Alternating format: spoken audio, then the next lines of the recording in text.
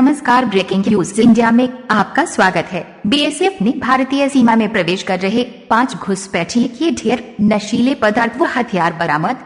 BSF ने शुक्रवार देर रात पंजाब में भारतीय सीमा में प्रवेश करने की कोशिश कर रहे 5 घुसपैठियों को ढेर कर दिया है।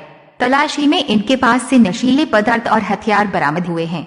ये सभी सीमावर्ती क्षेत्र खालड़ा के पास भारत पाकिस्तान अंतर्राष्ट्रीय सीमा पर स्थित भारतीय निगरान चौकी बीओपी ढल से सीमा पार करने की कोशिश कर रहे थे।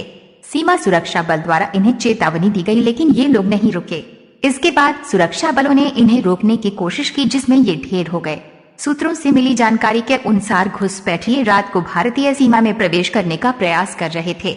इस दौरान बीओपी में तैनात बीएसएफ की 103वीं बटालियन के जवानों ने जब इन घुसपैठियों की पैरों की आवाज सुनी तो उन्हें वहीं रुकने के लिए कहा, लेकिन वे सीमा पार करने के लिए भागने लगे।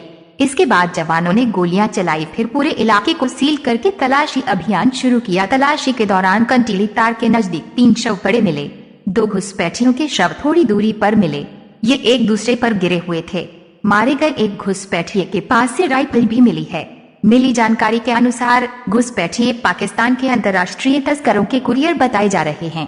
इनसे बरामद हुए बैग से नशीले पदार्थ व कुछ हथियार मिले हैं। खबर मिलते ही बीएसएफ के उच्च अधिकारी घटना स्थल पर पहुंचे। बीओपी ढल से पाकिस्तानी सीमा बहुत नजदीक है। जानकारी मिली है कि बीएसएफ इस मामले पर पाकिस्तानी रेंजर के साथ एक फ्लाइंग मीटिंग करने पर विचार कर रही है।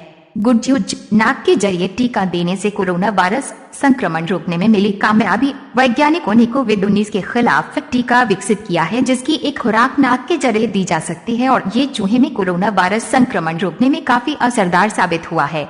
जर्नल सेल में प्रकाशित अध्ययन में कहा गया है कि कोविड-19 के कई टीकों पर परीक्षण चल रहा है। दूसरे टीकों के विपरीत इस टीके को संक्रमण की शुरुआती जगह नाक में डाला गया और प्रतिरोधक क्षमता को भी बेहतर करने में मदद मिली। अध्ययनकर्ताओं के मुताबिक नाक के जरिए टीका की खुराक प्रदान करने से समूचे शरीर में रोग प्रतिरोधक क्षमता बेहतर करने में मदद मिलती है, लेकिन ये नाक और श्वसन तंत्र में खासा असरदार साबित हुआ है और रास्ता रोककर संक्रमण को समूचे शरीर में फैलने से रोकता है।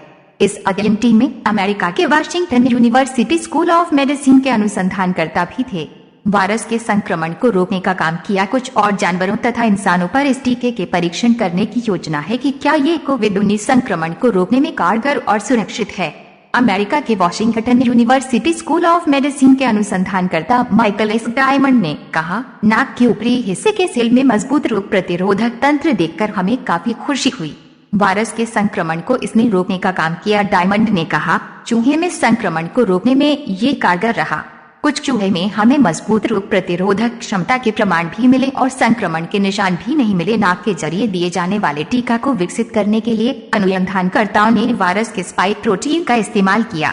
वैज्ञानिकों ने कहा है कि नाक के जरिए टीका की खुराक देने से नाक और श्वसन तंत्र में संक्रमण के मार्ग को अवरुद्ध किया जा सकता है और समूचे शरीर में इसे फैलने से रोका जा सकता है।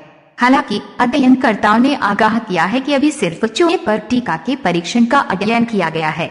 आगामी दिनों में इसके परीक्षण का व्यापक अध्ययन हो सकेगा।